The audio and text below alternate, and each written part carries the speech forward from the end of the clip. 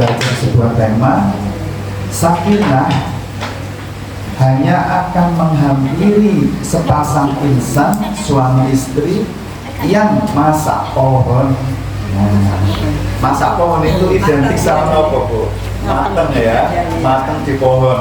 Makanya kalau kita melihat ada bakul buah, mangga atau apa itu kan kita lebih senang, tertarik kalau ada tulisannya silahkan mangga masak pohon. Nah itu kan matengnya alami ya, matengnya alami, pengaruhnya itu benten, rasanya itu enak, entah teksturnya, manisnya itu beda dibandingkan dengan misalnya kayak matengnya itu diimbu ya, dikarbit. Terus ada sekarang sampai diparingi semprotan itu kersane matengnya, harumnya itu dapat. Tapi nanti begitu dimaem, keawetannya itu beda. Iya, teksturnya, rasanya itu beda banget. Nah, sehingga tidak hanya manusia dalam perkara makanan, buah-buahan yang namanya masak pohon itu mesti enak. Iya. Nah, kita meminjam istilah masak pohon ini dalam kajian kita hari ini. Ini merupakan satu istilah yang menggambarkan kalau kita itu dimampukan menjadi sosok pribadi yang matang, di mana matangnya, dewasanya itu bukan karena tekanan pasangan, bukan karena ketakutan ini dan ketakutan itu, khawatir ini dan khawatir itu nanti akan membuahkan sebuah sikap matang yang original. Mateng yang masak pohon ini tidak pernah bisa hadir kalau sejak tumbuh kembang dalam perjalanan hidup itu tidak dibalut oleh bimbingan jalan hidayah. Orang yang terkesan kita lihat mateng, bisa ngomong, tapi kalau itu tuntutan perusahaan karena dia seorang manajer, itu di kantor mateng karena dia dituntut, kamu harus menyikapi bawahanmu seperti ini dan ini. Kalau bawahanmu salah, sikapmu begini. Ada SOP-nya sehingga tampak mateng siapapun yang kerja di situ. Tapi perhatikan, kalau matengnya tidak masak pohon, tidak terbimbing, karakternya itu terbentuk di atas bimbingan jalan hidayah, orang yang mateng di kantor ini belum tentu kematangannya dibawa saat kembali ke pasangannya, ke anak-anaknya. Buktinya apa? Pulang kerja, dok, assalamualaikum, waalaikumsalam, Abi. Nah, saat Abi begitu lihat mainan masih gelewedakan, masih belum dirapikan, habis mainan mobil-mobilan. Nah, terus kemudian Abinya yang capek itu, Mas, kamu udah berapa kali dibilangin? Abi nggak ngelarang nak kamu mainan, tapi kalau habis mainan boleh dirapikan, nggak geledakan gini, kamu udah gede, nggak bisa diomongin, sini. Nah, juara begitu. Nah, perhatikan, pribadi yang tadi di kantor dicap mateng, dewasa, bisa ngomong ribuan karyawan, di rumah hanya ketemu bocah 2-3 sudah berubah jadi Hello Kitty seperti itu.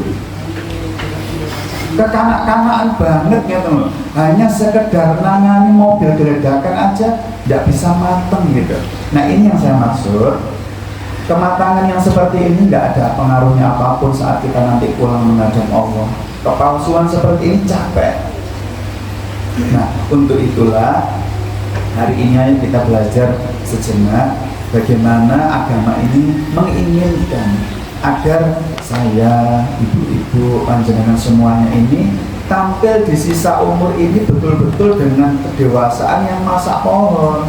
Jadi nanti panjenengan ketika sama suami mateng, sama anak-anak mateng, sama teman-teman majelis taklim mateng, saat arisan di PKK mateng. Nah, original banget. Nah, ini yang kita tuju dari pembahasan kita hari ini. Dan nanti mohon izin saya sedikit fokusnya nanti kematangan di dalam rumah tangga. Ketika kita saya membersamai istri, panjenengan semua membersamai suami, membersamai anak-anak, ya.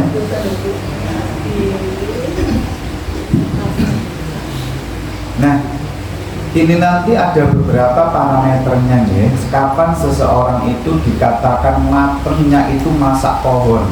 bukan mateng karena takut mertua, takut sama suami gitu nih. Contoh ya, contoh. Kalau panjenengan ngapunten, ini hanya episode true story, kisah nyata yang kami rekam di rekam medis kami. Saya ingin melemparkan ke jenengan sekarang.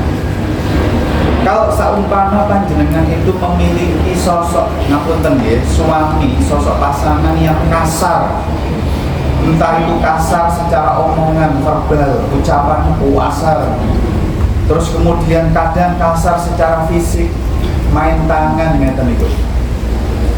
Terus nanti apapun yang sudah jenengan lelah letihkan di rumah, bersih-bersih rumah, masak, itu tidak pernah dihargain. Jenengan merasa hidupnya tuh nggak dianggap di dalam rumah itu. Nah, kalau ada istri yang mendapatkan pasangan setoksik ini, terus kemudian dia itu memilih untuk diam, memilih untuk tidak membalas, tetap sabar. Ini pribadi yang mateng nopo boten? Istri yang seperti ini. Oh, ayo bingung. Ngalah. Setengah mateng itu. Oh, setengah mateng nih Ibu. Nggih, berarti kabite kurang akeh ya. Baik. Jangan kesusu menghakimi seseorang sebelum dekat ngobrol. Itu harus mulai dibiasakan. Tidak boleh menghakimi baik, tidak boleh juga menghakimi buruk. Tapi sebelum ditegakkan diagnosa, tabayun, ditanya begitu, kita wajib bersangka baik. Nah, perhatikan, kebanyakan istri yang memiliki perilaku seperti itu tidak semuanya matang. Kebanyakan istri yang mendapatkan suami seperti itu kok memilih diam, ngalah, atau apapun, rata-rata di klinik kami ketemu istri yang model gitu, diagnosanya mengarah istri ini di masa lalu mengalami yang namanya fatherless, yaitu seorang anak cewek remaja putri yang tumbuh kembangnya kehilangan figur ayah. Ayahnya ada, tetapi tidak pernah memainkan peran sebagai ayah yang baik, tidak pernah belai-belai dengan kasih sayang, tidak pernah curhat-curhatan, tidak pernah dekat, sehingga ada kehampaan di sini, merindukan sosok ayah. Nah, ketika dia menikah, ketemu suami dengan mode grandong atau sinetron itu, ya mau disebut apa mana kalau tunggal pun lain. Yo setuju tambahan itu. Ketemu suami mode grandong gitu, dia diam, dia sabar dalam tanda kutip, bukan karena keimanan, tetapi dia sudah pernah kehilangan sosok ayah dan dia tidak ingin kehilangan yang kedua kali. Jadi meskipun dia dikuyok-kuyok, disakitin dengan perangai toksiknya suami itu, dia nggak mampu untuk, nggak berdaya untuk bersikap. Karena kalau aku balas misalnya ngeten, inner child-nya, yaitu suara masa kecil yang pernah kehilangan ayah itu ngingetin, gak usah bales, nanti kamu kehilangan lagi. Akhirnya luka batin itu dipendam. Nah, ini salah satu contoh ketika seseorang itu kematangan dan kedewasaannya tidak masak pohon, hancur perasaannya seperti itu. Nah, jadi hati-hati. Kadang kita itu aslinya, mohon maaf ya, kalau pas didiagnosa itu banyak yang ngomong, aslinya aku tuh capek Ustaz. Betul, aku udah 17 tahun rumah tangga itu, ya capek aku betul. Tapi aku tuh kalau mau ngelawan, kalau mau bantah tuh aku takut Ustaz, aku takut dicerai, aku takut kehilangan Ustaz. Nah, kalau didiagnosa perasaan ini itu muncul karena fatherless dulu. Dia pernah kehilangan sosok ayah dan dia takut untuk kehilangan yang kedua kali. Itu yang akhirnya membuat dia itu diam, memendam luka batin. Bukan diam karena sadar ini hanya bagian takdir yang Allah hadirkan untuk mendewasakan aku. Maka aku memilih untuk ikhlas menjalani semua ini. Nah, beda. Yang muncul di permukaan podo menenge, podo manute, podo sabare, podo ngalai. Tapi yang satu bisa ditunggangi kesabarannya menuju kemuliaan di akhirat nanti, yang satu bikin nyungsep karena memendam luka batin akibat efek dari inner child. Inner child itu kan inner itu di dalam, child itu anak kecil. Jadi pada diri kita yang sudah menua ini masih ada anak kecil di masa lalu yang pernah terluka, yang belum didamaikan. Nah akhirnya itu ngerengek terus ketika kita tua gini. Kamu jangan melarang suamimu, nanti kamu dikecerai loh, nanti kamu dimarahin loh, nanti kamu ditinggal loh. Itu yang mempengaruhi perilaku ngalangnya sehingga tidak jadi amal kebaikan. Dari sini sudah kelihatan mana yang matang masa pohon, mana yang matang karena diimbu. Diimbu itu takut suami, takut kehilangan. Ya. Nah, ayo sekarang parameter pertamanya apa nih? Seseorang itu bisa dikatakan matangnya masa pohon, sehingga itu kalau dibawa untuk berumah tangga, kalau dibawa untuk ngomong anak-anak, itu sakinahnya hadir. Nah, sekarang saya mulai dengan membuat sebuah pertanyaan untuk panjenengan semua. Ini subtemanya adalah bagaimana aku bisa hidup bahagia, Ustaz? Lawang pasanganku itu banyak banget kekurangannya. Nah, sekarang pertanyaan pertama. Emang kata siapa, Bu, untuk bisa hidup bahagia itu harus menjadi sosok yang sempurna? Emang jari sinten ngeten iki? Jari wong kae. Wong kae wadon. Nah, wong kae wadon. Pertanyaan kedua, emang kata siapa untuk bisa bahagia itu pasangan kita tuh ndak boleh ada kekurangannya? Emang jari sinten ngeten iki? Sekolah nduk endi? Kok sampai ngukur kebahagiaanku seperti itu tuh jari sinten? Ustaz, aku tuh pegel Ustaz. Kulo niku nek setrika harus tak apikno lho. Tak foto rapi nang lemari. Anak-anak itu nggak bojoku Ustaz, yang jupuk kelabur serwat morat-marit. Nah, perhatikan. Renungkan dengan dua pertanyaan tadi. Sebelum saya jelaskan lebih detail, mohon dibedakan. Ini parameter pertama ya. Mohon dibedakan antara menyikapi kekurangan pasangan dan menyikapi keburukan pasangan. Agama kita meletakkan dua hal ini sangat beda jauh. Banyak permasalahan di rumah tangga kita yang akhirnya merampas sakinahnya rumah tangga kita karena kita tidak mampu membedakan bagaimana menyikapi kekurangan pasangan dan bagaimana menyikapi keburukan pasangan. Kalem-kalem, ayo kita lihat.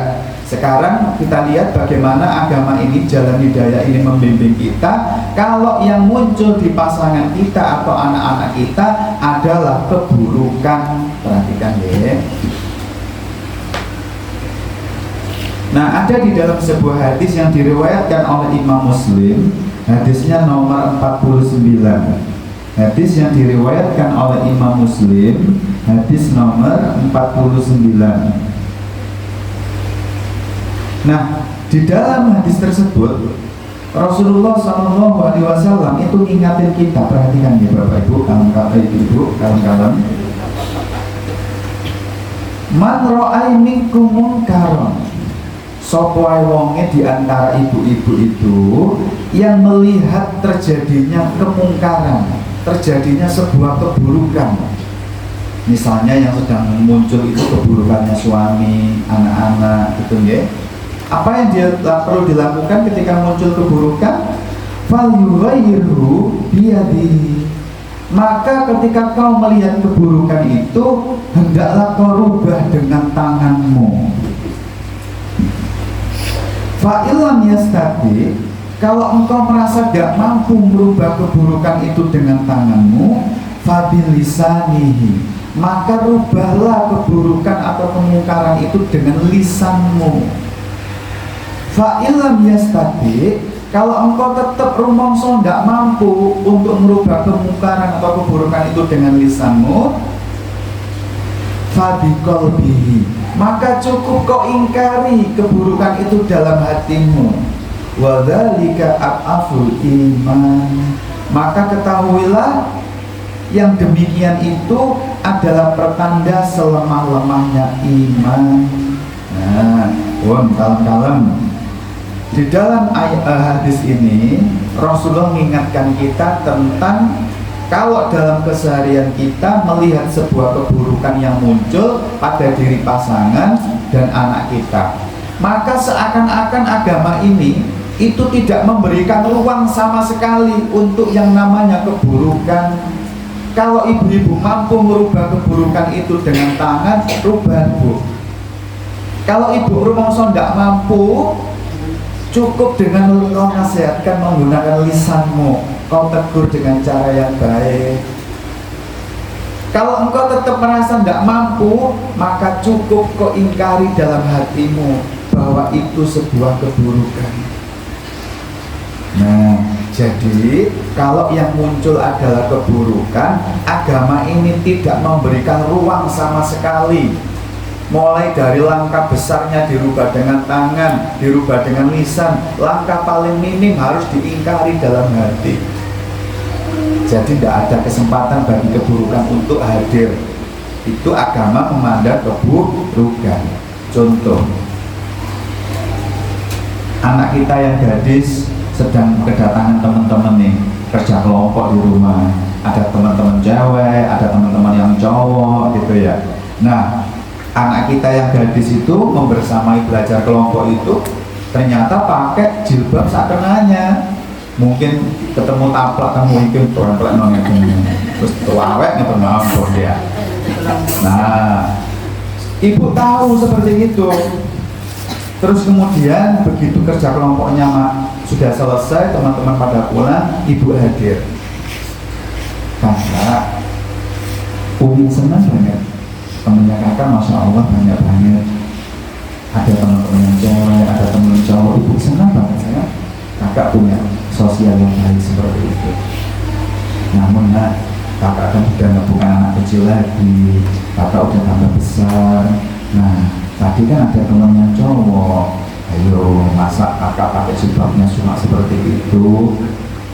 Kan nggak tertutup sempurna sayang. Kakak kan udah gede. Nah, berhubung omongan itu kedengaran bapak, terus bapaknya melu-melu. Terus kalau bu, sama aku arek wis gede sejarah, arek wis ngerti kudu ya apa. Arek kok ngomong jilbaban ireng, gak payu arek lu. Loh, coba bayangkan. Ini jujur, kalau kita jadi anak itu lebih senang ke emak apa ke bapak? Nah, perhatikan, bapak berhasil merebut hati si anak dengan toleransinya yang kurang baik, yang salah tempat tadi itu. Di dunia bapak akan diakrabi oleh anak, tapi di akhirat mereka tidak akan bisa bersama, akan tukaran, celatu-celatuan, bermusuh-musuhan, karena cintanya ke anak tidak dibimbing di atas jalan hidayah, sehingga kebersamaannya hanya akan di dunia saja, di akhirat bercerai-berai. Nah, ini salah menyikapi keburukan. Kalau panjenengan memang saumpama dereng sanggup untuk nuturi yang baik, minimal dalam hati itu ada, ya Allah, ngapunten sami, ya Allah, hamba perlu maksimal didik anak-anak. Jilbab yang dipakai itu sebenarnya nggak boleh, ya Allah. Kalau ada teman-teman, apalagi ada yang cowok seperti itu, ampuni hamba ya Rabb, paling hamba kemampuan untuk bisa didik lebih baik. Nah, minimal ada pengingkaran. Itu kalau keburukan yang muncul. Nah, sekarang perhatikan, kalau kekurangan yang sedang muncul dalam diri pasangan kita atau anak-anak kita, perhatikan ya, bedanya jauh banget. Agama ini memberikan tuntunan. Kali ini ketika menyikapi kekurangan pasangan, ada di dalam sebuah hadis yang diriwayatkan masih sama Imam Muslim, Namun di hadis yang nomor 1469, hadis yang diriwayatkan oleh Imam Muslim, hadis nomor 1469. Perhatikan ngendikannya Rasulullah SAW. La yafraqanna mu'minun mu'minatan. Jangan sampai loh ya, kalian itu wahai seorang mukmin itu sampai membenci seorang mukminah. Artinya jangan sampai loh ya, kamu itu wahai para suami itu sampai membenci istrimu. Demikian juga sebaliknya. Kenapa alasannya tidak boleh seperti itu? Perhatikan. In kariha minha khuluqa radiya minha ghairahu. Jangan sampai loh ya, kalian itu wahai para suami membenci istrimu. Kenapa? Karena jika kamu membenci salah satu perangai yang menjadi kelemahan istrimu, pasti di sisi lain engkau akan menemukan perangai yang menjadi kelebihannya yang akan membuatmu bangga, yang akan membuatmu senang, yang akan membuatmu legowo. Nah, perhatikan, kalem-kalem.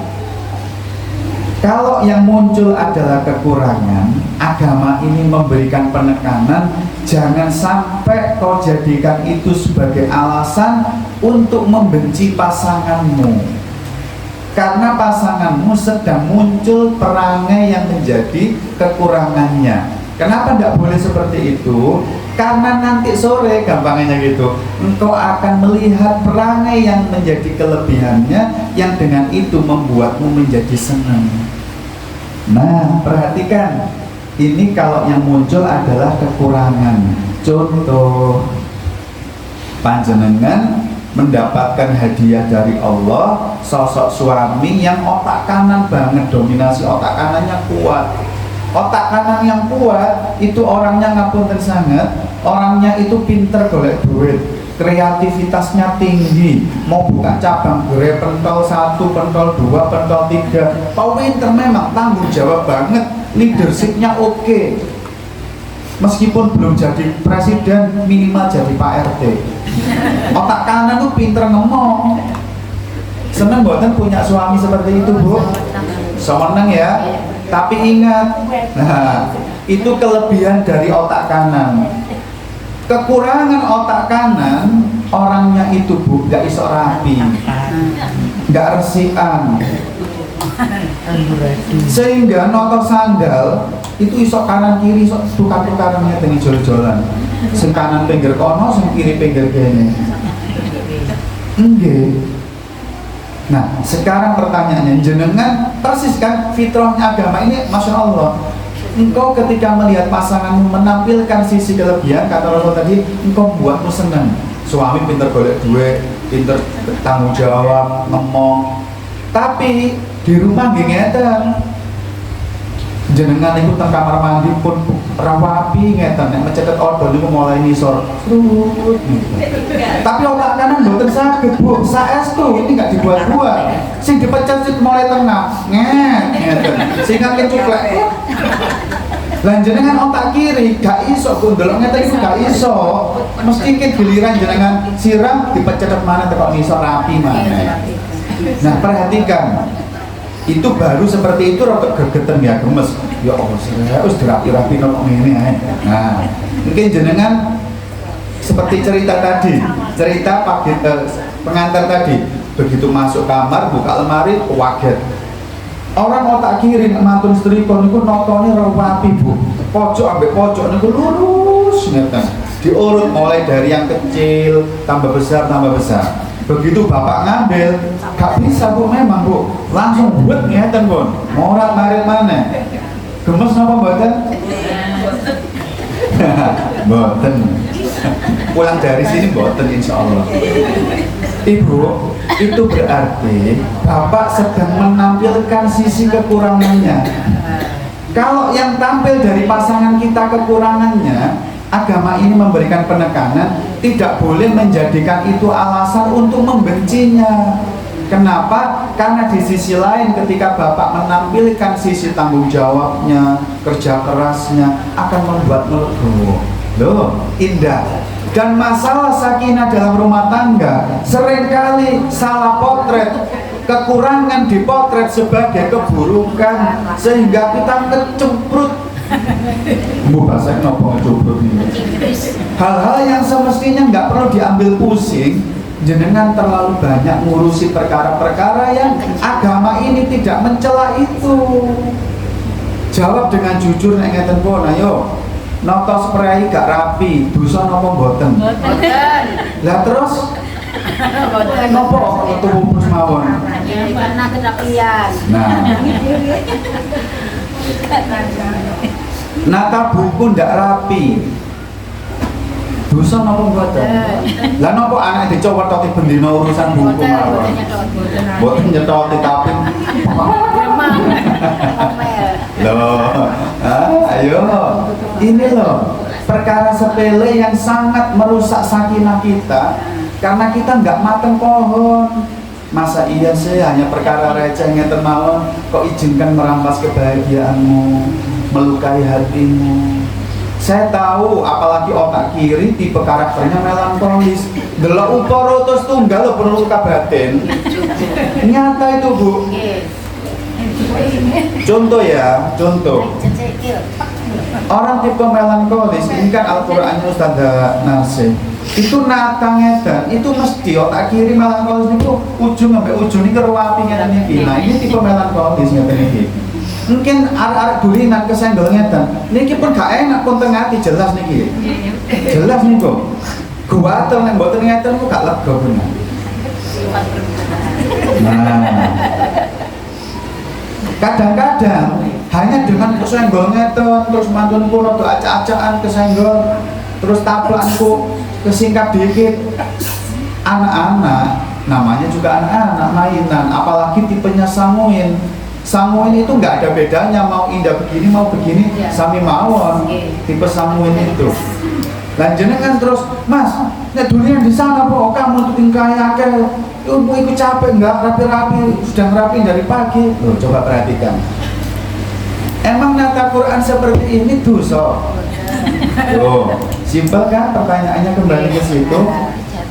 Karena ibu tidak pernah bisa membedakan mana keburukan yang sedang tampil ataukah itu kekurangan, sehingga tiap hari itu banyak yang dipermasalahkan. Coba mulai sekarang jenengan petakan dalam sehari aku ketemu keburukan sama kekurangan pasanganku sama anak-anakku berapa persen, jenengan lah kaget.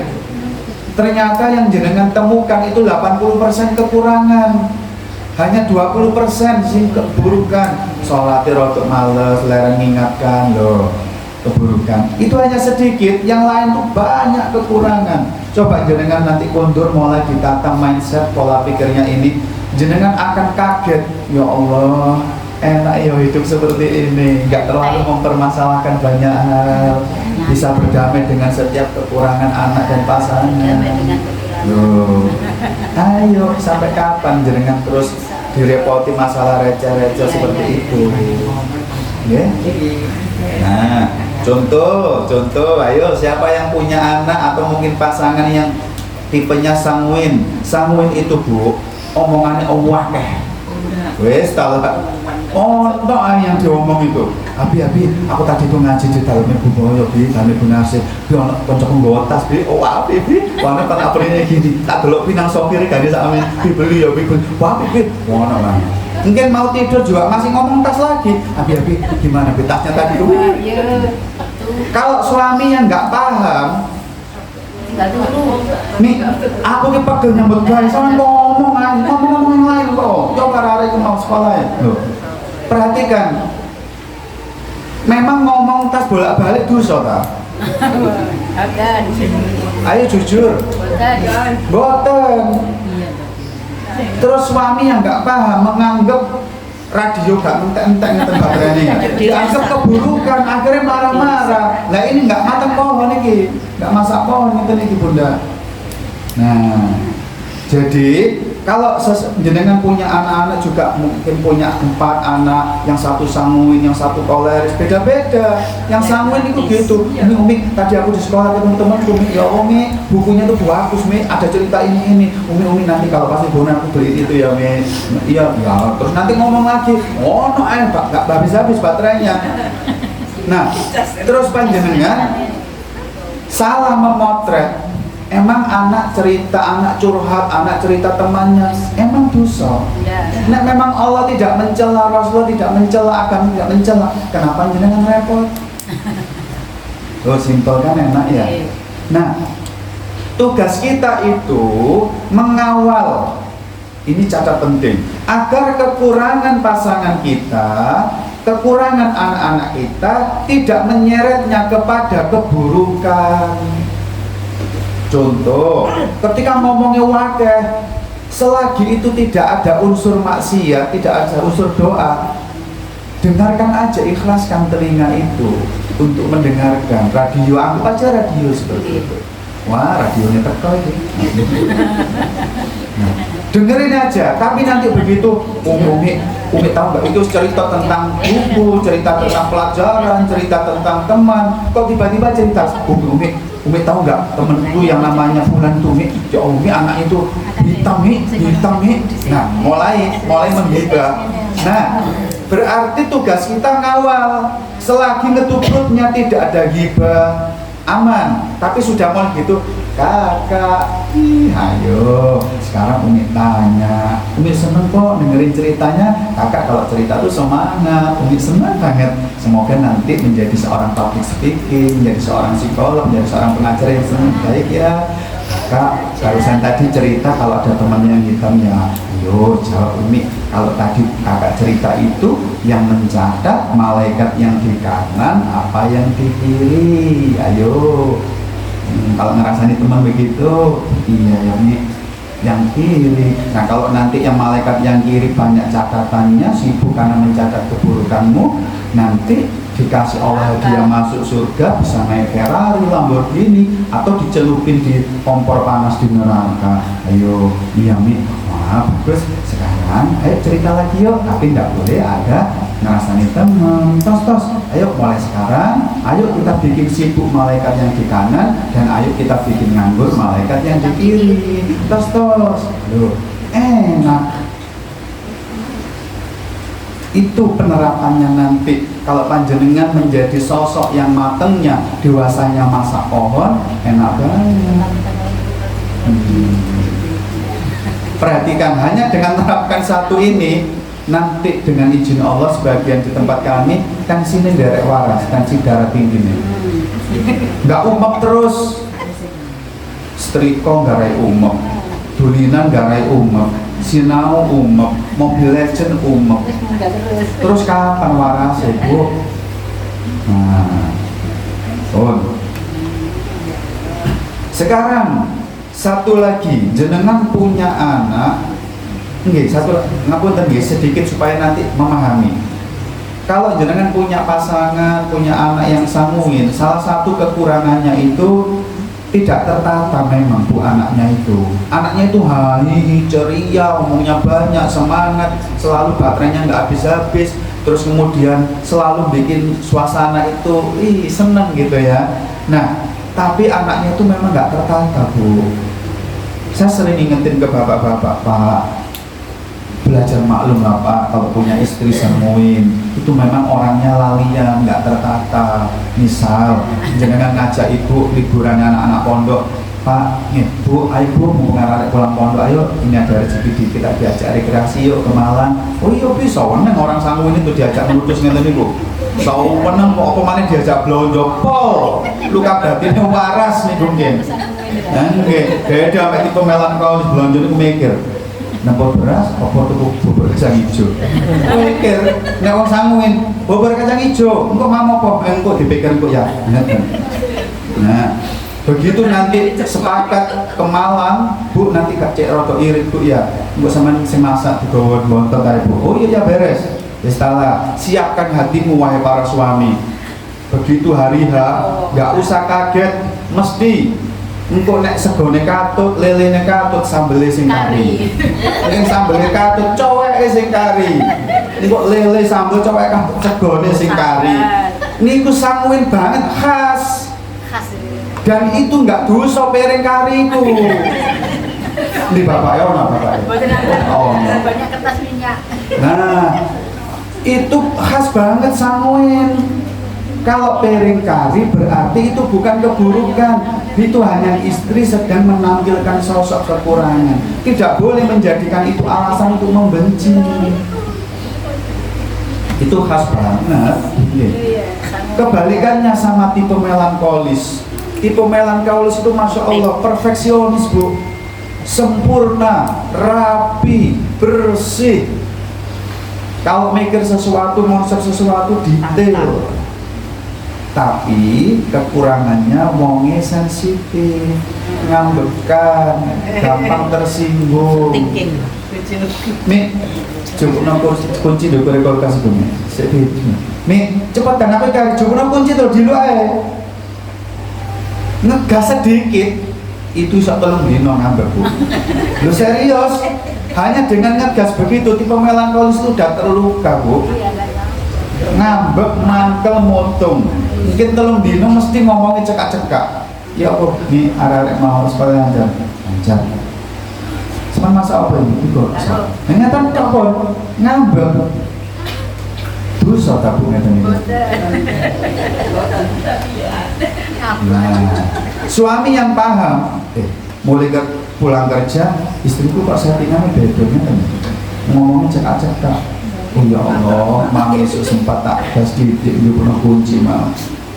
Sehingga ngomong cekak-cekak nggak bikin suami terluka dan muring-muring. Mateng dewasa, dia tahu istriku sedang mangkel terluka gara-gara tak produk kasar esok mau. Nah, sampai situ suami nggak boleh membenci. Kamu tuh loh, aku seperti nyambut gawe dijak omong, gak ngenai. Nah, ini receh, suami receh jelas ini. TK banget ini. Karena dia harus tahu, oh iya, tipe istriku kan melankolis. Sabar, gua hari keempat lah, sumelan. Wajar, memang begitu. Nah, sampai yang muncul masih sebatas kekurangan, dilumrahi, dimaklumi itu bagian paket pasanganku. Tapi suami harus tampil ketika nanti perasaan tersinggungnya terhadap tetangga itu menjadikan berbuat keburukan. Contoh ngapunten, mangkel ke seseorang itu wajar, melankolis. Sanguin itu nggak bisa mangkel seperti itu, dihujani, dihujati, terus difitnah. Dia gampang banget, nggak pernah ngerayain hal kayak gitu, nggak gampang terluka. Tapi melankolis sensi banget, sehingga bibi, ayo disantet aja tonggol, mosok nggak sampah, kau macet aja, nah ngerti. Bibi kok begini harus kan uang bu, ayo disawat waktu kocoknya. Nah, perhatikan, mangkel wajar, melankolis, tapi kalau itu menyeretnya pada keburukan, nah suami tampil, oh ini daripada aku seneng nih ngeterus sama anak dukun, sopan beneran. Kebetulan aku duit konco itu nomor dukun pijet, dukun bayi, gak apa-apa nih, tapi nek sama nama lampir kono nih, yo emang nih, aku kan kepingin sampai sama terus nang surga nanti. Nek sama nang dukun yo gak apa-apa, tapi kan bisa nih untuk nang awak dhewe enak, nuturi ini juga enak karena mateng masak pohon. Sama lu ngaji nang Bunar Syekh, Ustaz Hasan Syekh, wis pirang tahun mosok nang dukun lho. Ya tambah melukai mana ngendikan ngeten itu. TK banget. Nah ini bedanya ya, jadi minta tolong. Yang pertama harus dipahami, bedakan bu, mana keburukan, mana kekurangan. Kalau keburukan jangan kasih ruang untuk terus berkembang, harus tampil memberikan pemulihan supaya yang buruk kembali baik. Adapun itu yang muncul adalah kekurangan, perhatikan ya.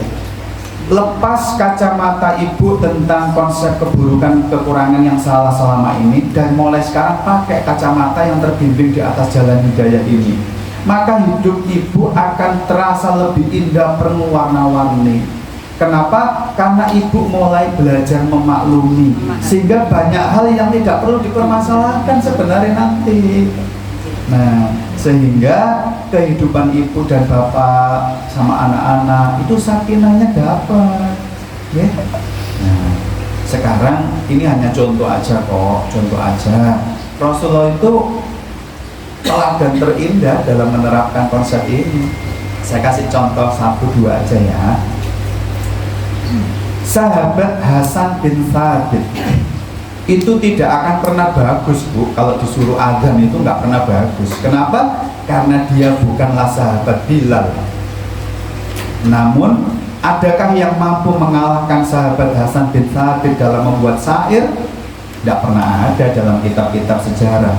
Ketika ada tukang syair menghujat Rasulullah dengan syair-syairnya yang tajam, Rasul nggak nyuruh siapapun, tapi nyuruh sahabat Hasan bin Thabit untuk tampil membalas, memberikan syair-syair yang syair itu bikin mingkem bahasanya, nggak bisa ngomong belas musuhnya, karena pakar di situ kelebihannya. Nah gini ini ada yang komplain biasanya ke saya, Ustadz bukan Hasan bin Thabit, Hasan bin Thabit, bukan Sabit Ustadz, Thabit. Nah ini hanya yang siapa yang komplain ini? Orang yang diparingi Allah talenta linguistik tinggi. Ini aja udah jadi masalah loh, luka batin loh. Saya ngomong Sabit itu salah Ustadz, salah. Yang betul Sabit. Iya Bu, Sabit. Bukan Sabit loh. Hanya perkara ini udah bisa melukai. Belajarlah memaklumi lidahku Bu. Ini contoh ya, contoh. Nah, sekarang contoh kedua. Sahabat Khalid bin Walid itu tidak pernah bisa baik, Bu. Kalau disuruh bagi warisan itu tidak pernah bisa bagus. Kenapa? Sebab ia bukanlah sahabat Zaid bin Thabit. Kenapa? Karena saat Zaid bin Thabit itu dikenal sahabat yang pinter fikih, yang tahu halal haram dan hukum dalam agama ini. Namun, adakah yang mampu mengalahkan sahabat Khalid bin Thabit? Khalid bin Walid kaitannya sama ketangguhannya sebagai komandan perang? Tidak pernah ada. Tidak sekalipun kalah beliau ketika menjadi seorang komandan perang. Sahabat Abu Hurairah tidak akan pernah bagus, Bu. Kalau disuruh jualan itu nggak akan becus. Sebab ia bukan sahabat Abdurrahman bin Auf. Tapi apakah ada selama ini yang mampu mengalahkan sahabat Abu Hurairah dalam periwayatan hadis? Nggak pernah ada. Jenengan pernah tak ada guru-guru kita yang selama ini telaten bimbing kita di kursi ini menceritain ke jenengan, membawakan sebuah riwayat bahwa Rasulullah itu pernah marah-marah ke Khalid bin Walid. Khalid, kamu itu berdino gelut latihannya. Mbok yo kok Abu Hurairah nyatetin hadis ngono lho. Pernah? Atau malah marahin Abu Hurairah, awakmu tuh kok kemantil aku nanti dicuatet nanti diapalno. Latihan gulat kayak Khalid itu loh, jadi iso gelut. Ada riwayat seperti itu. Emang gak iso gulat dosa. Nah, artinya apa? Rasulullah itu belajar memotret setiap sahabat itu pasti ada nilai 10 di jidatnya masing-masing. Setiap sahabat, setiap manusia, anak jenengan, suami jenengan itu sosok yang very spesial, limited edition, karena tunggale, membawa kelebihannya masing-masing. Tugas kita itu menunjukkan bahwa Abi, nah, untuk menjadi versi terbaikmu itulah panggungmu sayang. Nah, adapun yang menjadi kekurangan jangan ambil pusing. Allah akan pakai pasangan kita, anak-anak kita di talenta yang Allah berikan, tidak dituntut pada kelemahannya. Nah, terakhir ini suara hati saya, Bu. Dan mungkin istrimu tidak akan pernah becus dalam masak.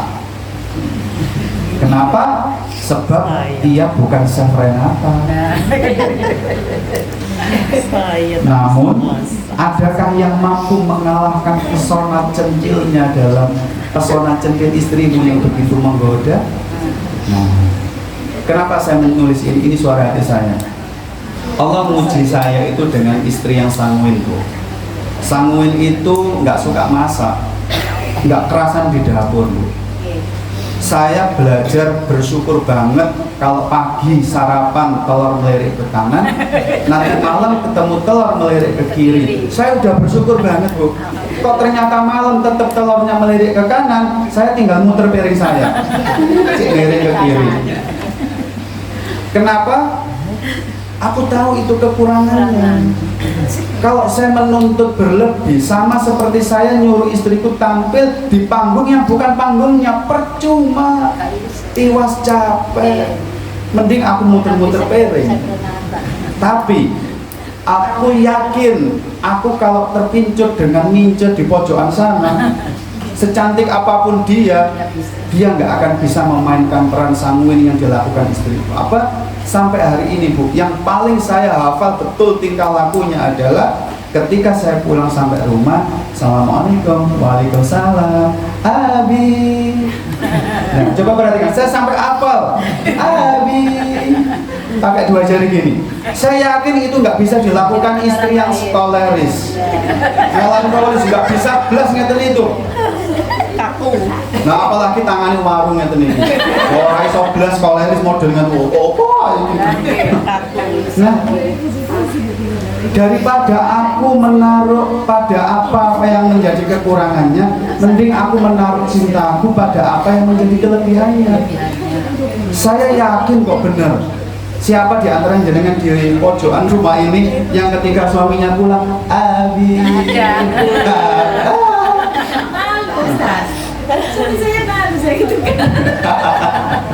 Bu, itu aslinya senang, cuma nggak terbiasa jadi rotok risi. Itu kemungkinan pertama. Kemungkinan kedua, suami jenengan takut bayi jenengan kesambet nopo-nopo. Dalan wae lho, kok mulai Abi, apa iki? Kamu golek perupiah nanti sampean. Sama copot lagi guyu. Itulah kehidupan. Daripada engkau taruh pada apa yang menjadi kekurangan, ya udah, itu paket. Percaya sama saya, Bu. Jenengan melihat suami laki-laki setampan, sekaya, sesoleh apapun di luar sana, pasti selagi jempolnya nginjak bumi ada kekurangan, itu pasti. Makanya nggak usah berpikir untuk tukar tambah, mending menata sisa umur di atas bimbingan jalan hidayah, agar setiap melihat suami, melihat anak-anak itu bisa baik. Itu, okay?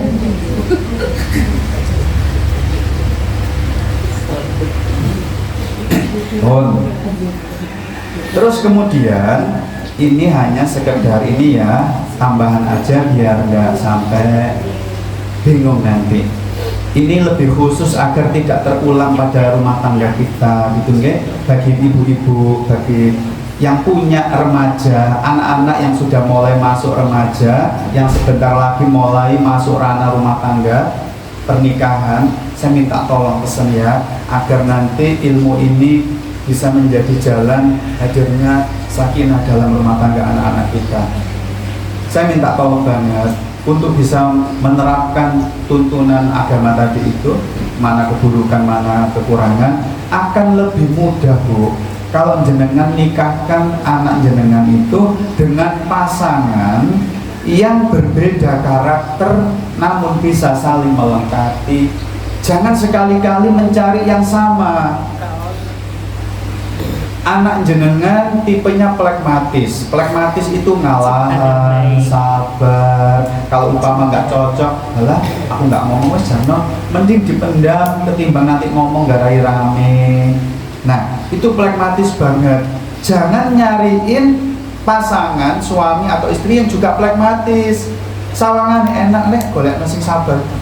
Nggak bisa sakinah nanti, sulit. Banyak di klinik kami ketika saya jadi wasit untuk rumah tangga yang goncang karena nggak memperhatikan ini. Contoh, plekmatis itu kan ngalahan, dulukan yang lain gitu ya. Nanti istri plekmatis, suami plekmatis. Ketika istri masak nyajikan, Abi, ini udah Umi masakin sup senengannya Abi, silakan Bi diambil dan dimakan dulu.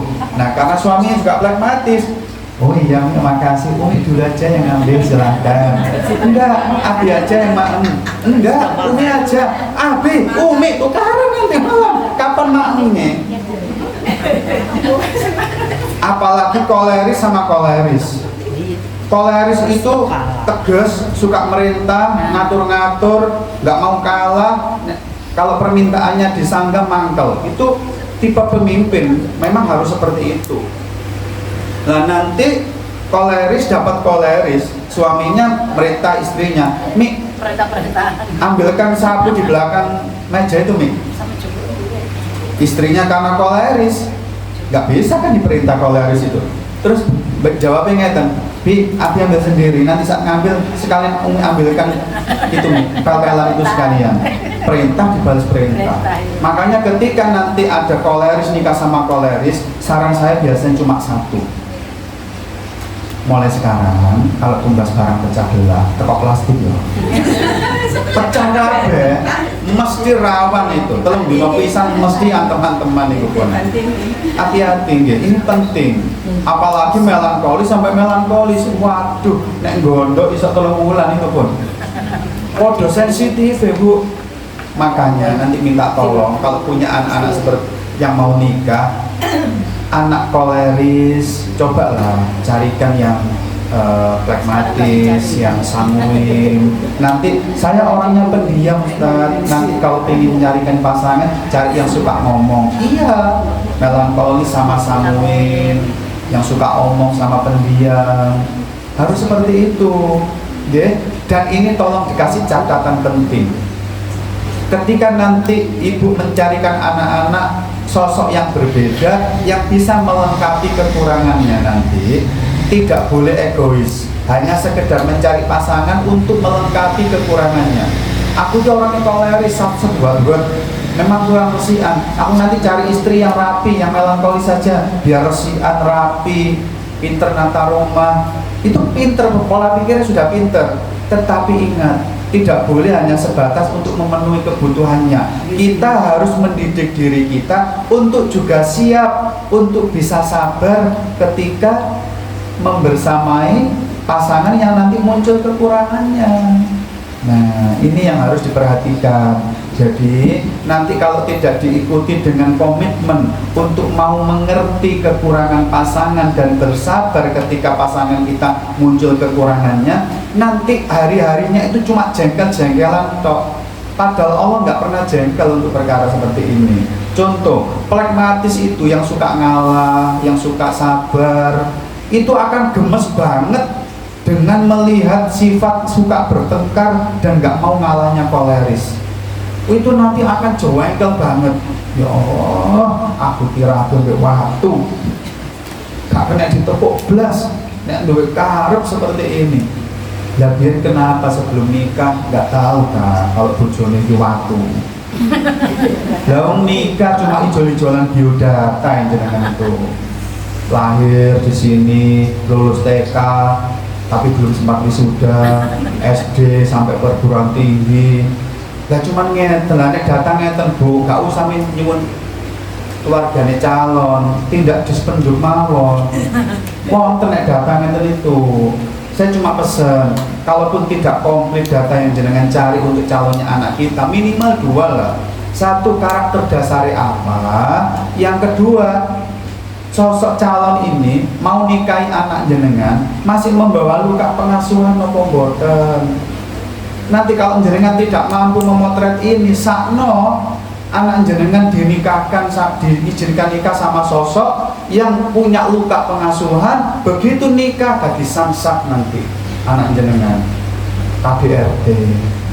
Loh, ngeten ini harus diperhatikan supaya anak-anak kita itu gak kesulitan untuk menggapai sakinahnya, ya. Nanti puasa loh. Ini untuk pembahasan awal. Sebelum disampaikan ke parameter kedua orang matang masak pohon, ada yang ingin didiskusikan, ingin disampaikan cerita-cerita kesehariannya, monggo 1-2 orang.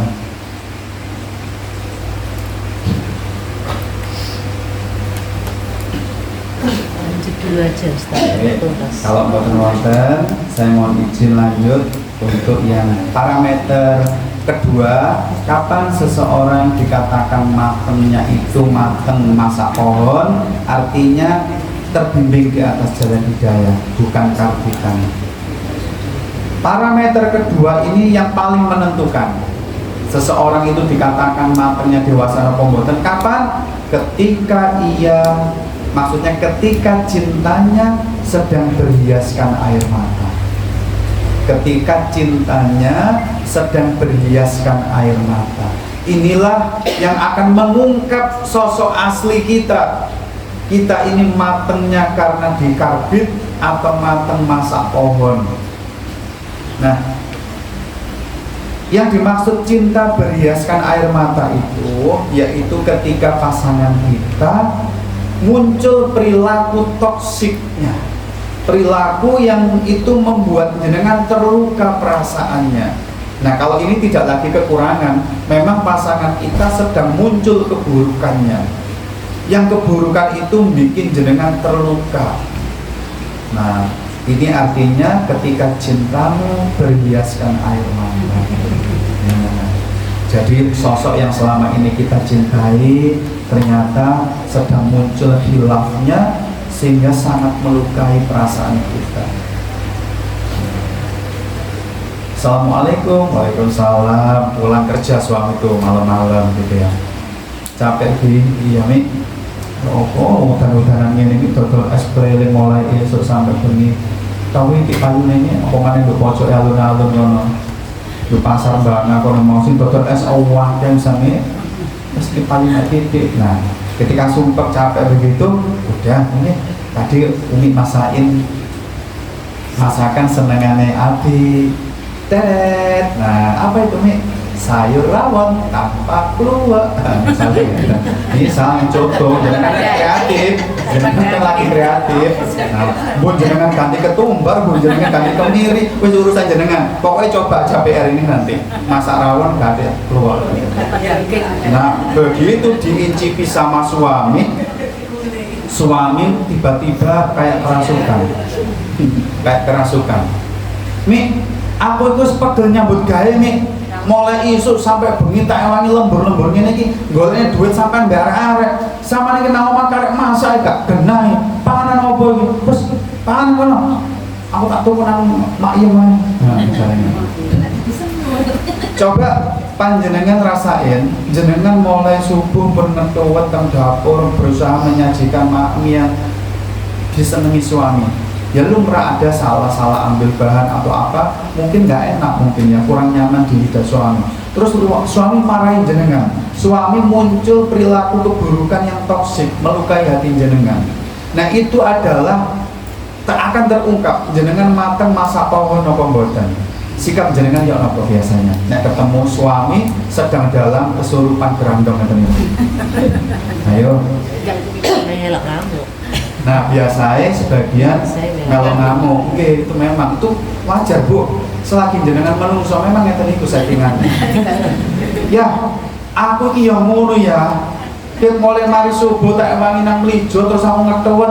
Aku ki ngerti Pak, ape kerjaan do omah ya. Saman karo mangan rawon.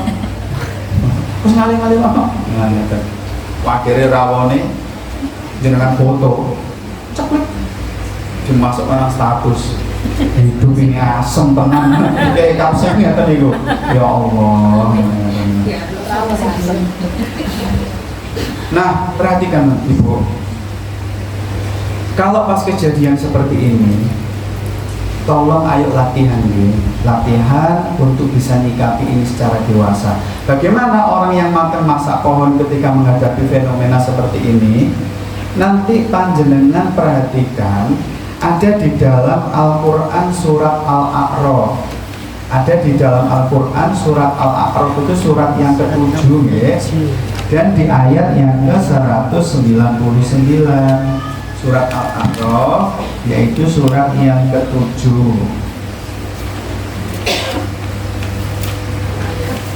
Ayat yang ke-199. Jadilah kembali.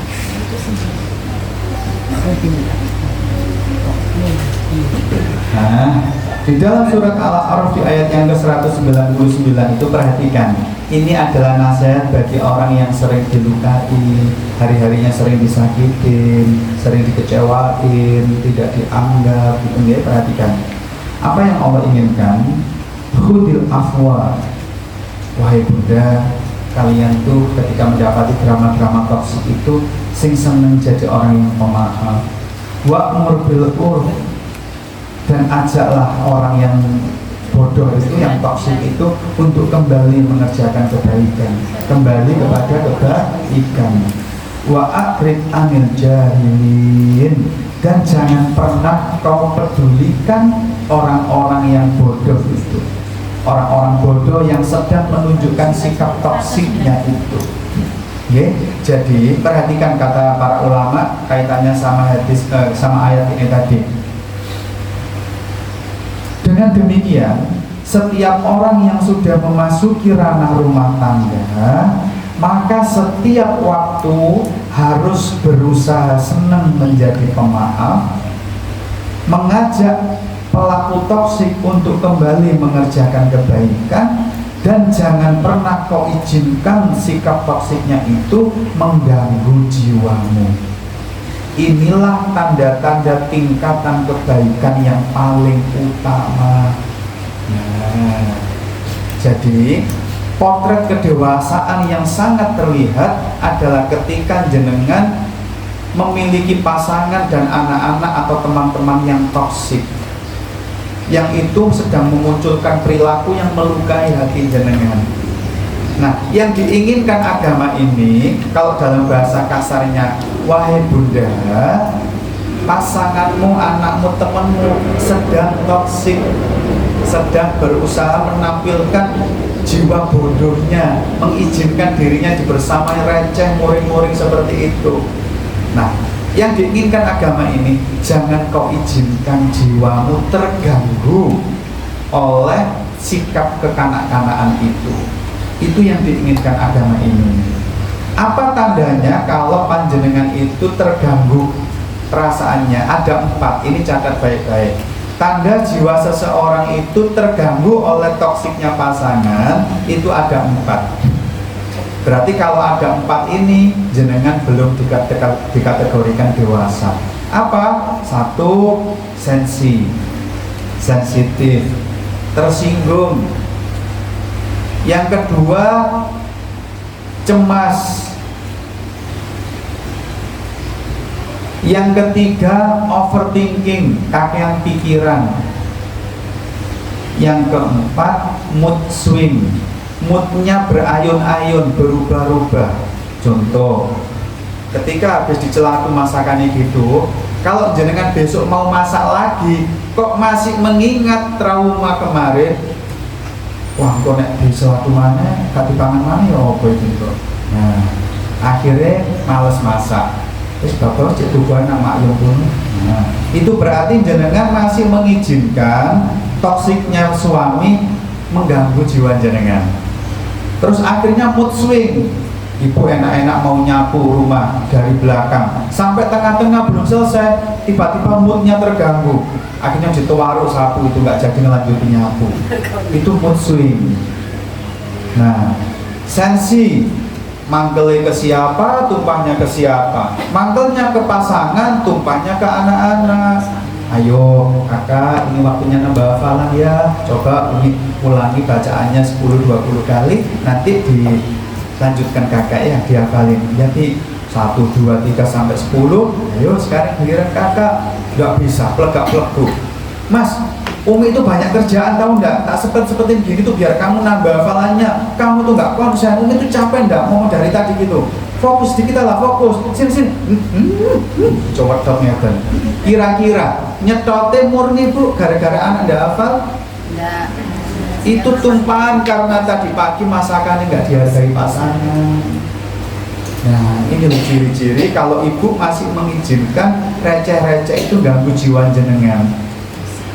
Nah, itu cirinya. Nah, sekarang supaya bisa matang masak pohon, nyikapi perkara-perkara seperti itu gimana caranya? Nah, ayo coba dilihat di dalam Al-Quran Surat Al-Furqan. Ini tadi tanda kedewasaannya. Sekarang cara orang dewasa menyikapi toksik. Ada di dalam Al-Quran surat Al-Furqan, yaitu surat yang ke-25 di ayat yang ke-20. Yuk ditengok sebentar di situ. Ada di dalam Al-Quran surat Al-Furqan di ayat yang ke-20. Nah, di situ Allah mengingatkan saya dan ibu-ibu tentang tabiatnya kehidupan ini, supaya nanti ketika masuk rumah kehidupan pun boten gampang kaget, tidak gampang terluka. Apa tabiat kehidupan yang Allah ingatkan di ayat itu? Di dalam ayat itu di bagian tengah sampai akhir Allah menggambarkan ngeten itu. Wa ja'alna ba'dakum li ba'din fitnah. Allah itu ngingatin kita, dan kami, yaitu Allah, akan menjadikan sebagian dari kamu itu akan menjadi ujian bagi sebagian yang lain. Saya ulangi, yang namanya tabiatnya kehidupan itu Allah akan menjadikan sebagian dari kamu itu menjadi ujian bagi sebagian yang lain. Apa tujuannya? Atas birun. Allah itu hanya pingin tahu siapa di antara jenengan yang Allah hadirkan drama toksik ini sing terkategori iso sabar. Cuma itu tujuannya. Nah, supaya bisa sabar, Allah kasih resep di paling akhir, wa kana rabbuka basiro, dan ketahuilah wahai ibu, Tuhanmu, Allah Tuhanmu itu adalah zat yang maha melihat. Nah, artinya ngeten ibu, ibaratnya di pagar depan rumahnya Bu Ustazah Narsi ini ada banner yang Allah pasang tentang tabiatnya kehidupan, bahwa Allah itu menjadikan hidup ini punya tabiat. Sebagian kamu akan dipakai Allah untuk menguji sebagian yang lain. Tujuannya apa? Untuk melihat siapa di antara kalian yang bisa bersabar. Nah, artinya gini, kalau boleh saya bahasakan, yang namanya tabiat hidup itu Bu, kadang Allah itu pakai suami jenengan untuk menguji dan dewasakan jenengan. Kadang Allah itu pakai anak-anak untuk menguji dan dewasakan jenengan. Kadang Allah pun pakai teman-teman jenengan untuk menguji dan dewasakan jenengan. Dan sebaliknya, kadang Allah pun pakai kita untuk menguji dan dewasakan pasangan, anak-anak, teman-teman. Itulah tabiatnya kehidupan. Orang usah kaget. Sehingga ketika nanti ada suami mencela masakan jenengan, gak menghargai, nanti jenengan prakteknya ngeten. Ketika dicela waktu toksik seperti itu, supaya tidak terluka, praktekkan ayat gini-gini. Ya Allah, ini ya yang kau maksud tabiat kehidupan yang kau pasang di pagar depan rumah tadi. Berarti malam ini engkau sedang memakai suamiku untuk muji dan dewasakan aku. Dan karena sekarang aku tahu engkau sedang melihatku ya Rob, aku akan tunjukkan kepadamu, aku iso sabar. Loh, sabar yang dimaksud ayat ini apa? Perhatikan Ibu. Buku ini supaya tidak jatuh, saya pegang. Sabar itu artinya kan menahan. Meskipun dengan menahan ini membuat lengan saya cengeng, gak apa-apa, sing penting gak jatuh.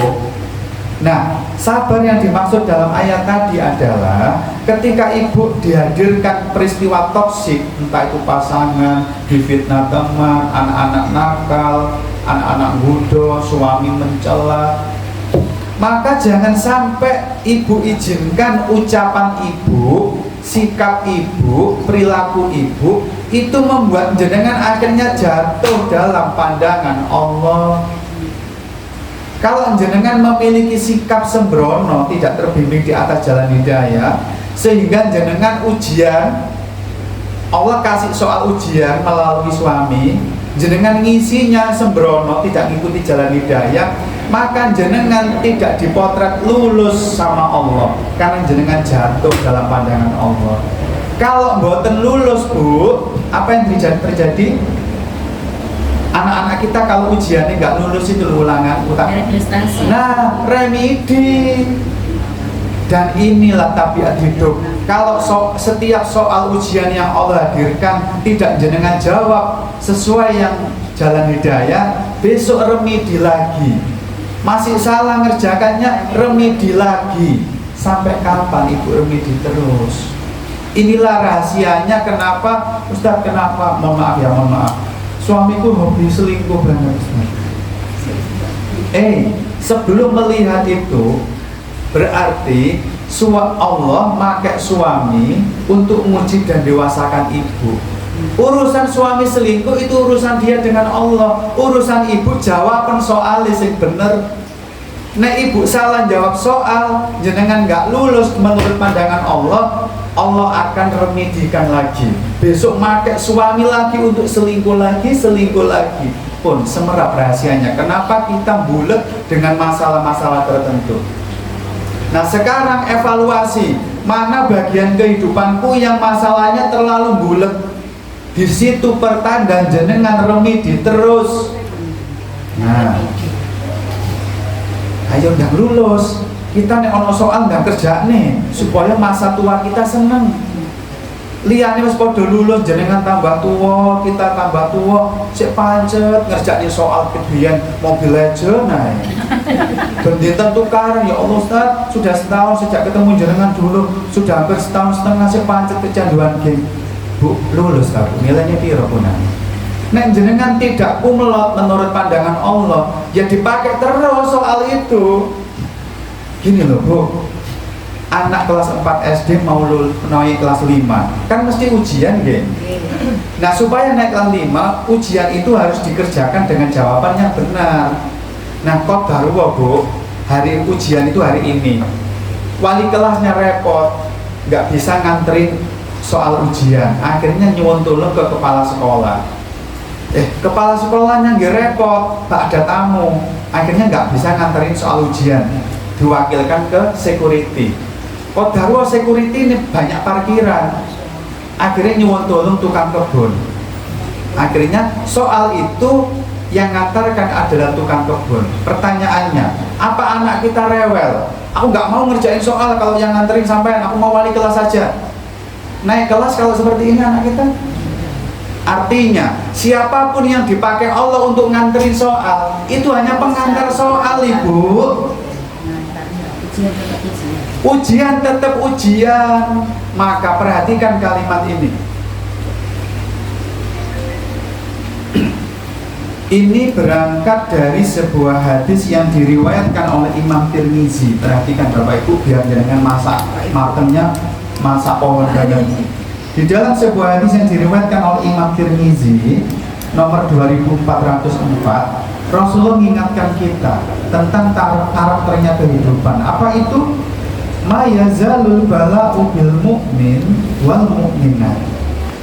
Yang namanya musibah, yang namanya ujian itu pasti akan senantiasa Allah hampirkan dalam kehidupan setiap mukmin maupun seorang mukminah.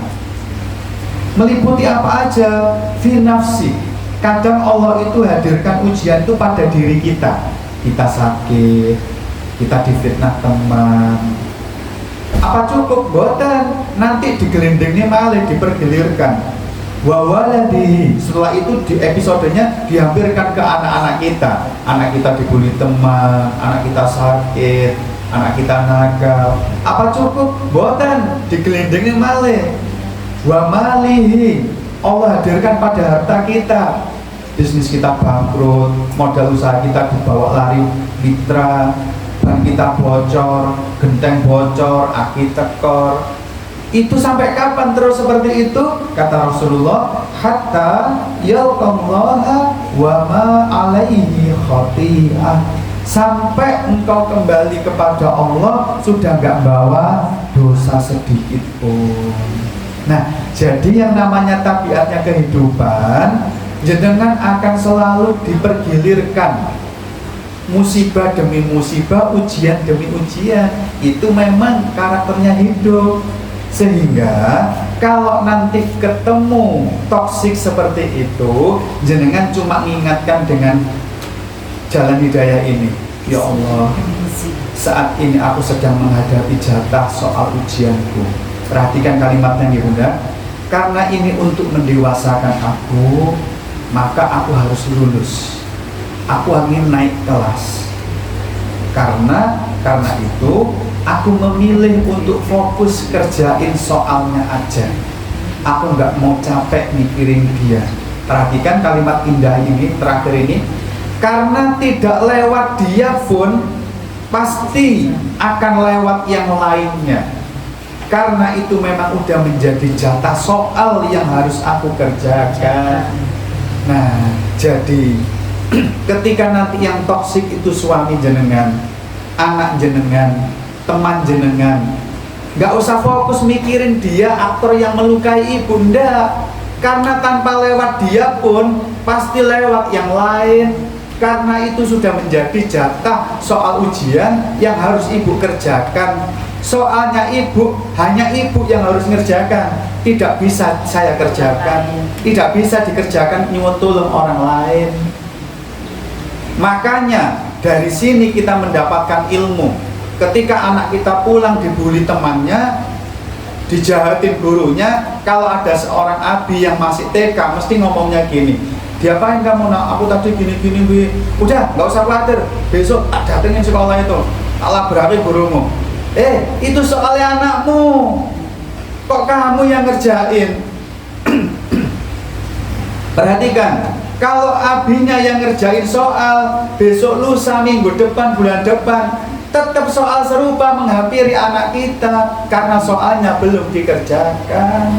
Ini loh, enak kalau paham ilmu di atas jalan hidayah, matang nyikapi hidup itu.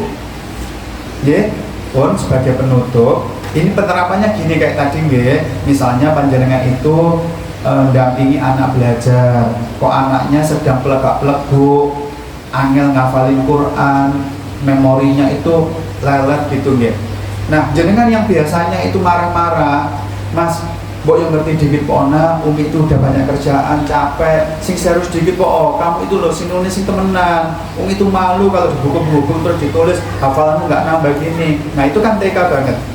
Ketika nanti anak pelegak-peleguk, ibu harus gini, ya Allah, ini ya yang kau maksud tabiatnya kehidupan yang kau pasang bannernya di pagar rumah depanku.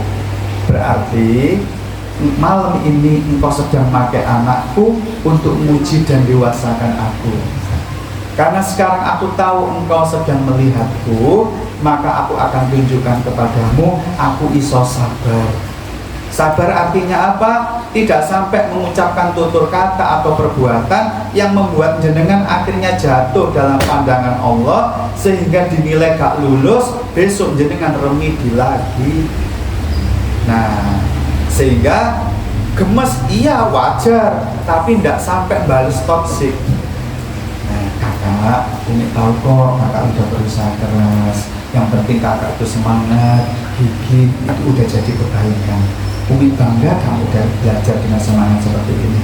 Umi ulangi lagi ya, kali ini agak serius sedikit. Loh, enak, mateng, masak pohon. Nah, nanti di dalam hati nak gemes, sana ya, tunggu sebentar, ini ke dapur sebentar. Nah, di dapur itu sampai ngeremet-ngeremet lombok gak apa-apa.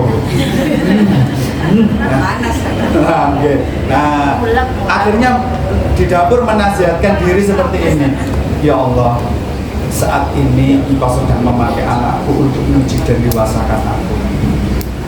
Aku ingin kau beri aku kemampuan untuk sabar, ikhlas ngejalanin semua ini. Aku ingin lulus ya Allah. Aku ingin naik kelas ya Allah. Karena aku tahu tidak lewat anakku yang barep ini pun pasti akan lewat yang lain. Karena ini sudah menjadi jatah soal yang memang harus aku kerjakan. Ya Allah, paringi sama hamba kesabaran. Nah, kalau jenengan melarikan diri, tidak mau ngerjain soal itu, pastilah percaya sama saya Bu, soal itu akan tetap datang. Makanya suka ndak suka kerjain aja soal itu di atas bimbingan jalan hidayah. Bendang mari ujiane, tinggal kita itu bahagia. Yo, ya. Pun sebagai penutup saya hanya berpesan satu hal. Ustadz katanya nggak boleh kalau pas ditoksiki orang hanya boleh fokus ngerjain soalnya aja, nggak boleh fokus ke orang atau aktor yang melukai ya. Iya memang nggak boleh. Agama ini hanya boleh memberikan satu kesempatan untuk noleh kepada toksik aktor yang melukai. Apa itu? Perhatikan, insya Allah kalau ada umur cukup panjang kita bacakan dalil dan hasil penelitian. Ini prakteknya aja. Ibu perhatikan, ini fakta. Setiap orang itu di dalam kalbunya ada space, ruang yang namanya gudang jiwa. Kayak botol seperti ini.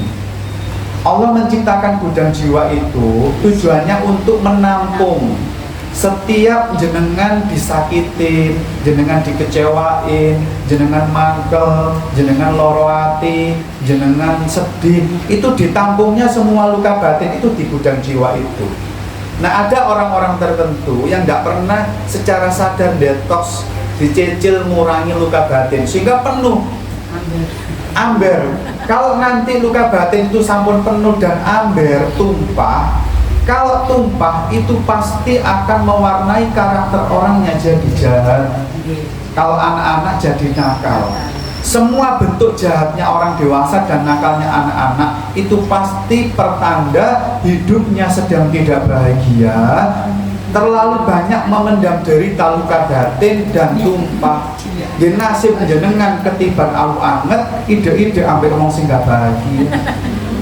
Nah, dengan sudut pandang ini mulai sekarang, kalau jenengan ketemu pasangan yang jahat, toksik, teman-teman yang toksik, santai wae. Jenengan tinggal terbimbing dengan sikap dewasa. Oh, berarti koncoku sedang tidak bahagia. Hidupnya sedang terlalu banyak memendam derita luka batin. Sama ya. Nah, jenengan mampu merubah rasa benci menjadi kasihan. Sekarang coba jawab dengan jujur. Setelah tahu ternyata orang jahat itu adalah orang yang hidupnya tidak bahagia, terlalu banyak memendam derita luka batin. Orang model gini pantesnya dibalas benci nopo dikasihani. Nah, sing waras nggak? Berarti dia sedang sakit. Inilah salah satu hikmah kenapa Rasulullah itu sewabare pol. Diparingi kotoran onta, dilempari batu, difitnah tukang syair, penyihir, macam-macam, santai. Kenapa? Rasulullah melihat orang aktor itu terbimbing di atas jalan hidayah. Umatku sedang sakit, sing waras ngalah. Loh, enak, mau mateng dewasa nanti gitu. Nah ini ya, udah yang bisa kita sampaikan pada kesempatan pagi hari ini. Mohon meskipun masih belajar baru 2 parameter, ayo latihan agar sisa umur kita ini bisa menjadi pribadi yang mateng. Dimana matengnya nggak dibuat-buat, matengnya masak pohon. Cirinya terbimbing di atas jalan hidayah. 1, sakit membedakan mana keburukan, mana kekurangan. Yang kedua, belajar untuk terampil menyikapi toksik saat cintamu berhiaskan air mata. Oke, demikian yang bisa kita sampaikan. Semoga Allah memberikan tambahan taufiknya sehingga kita dimampukan di sisa umur ini bisa menjalani setiap episode hidup kita di atas bimbingan jalan hidayah, sehingga kita bisa mewariskan sikap dewasa itu ke anak-anak kita. Ya, demikian. Subhanallahumma wa bihamdika, asyhadu an la ilaha illa anta, astaghfiruka wa atubu ilaik. Assalamualaikum warahmatullahi wabarakatuh.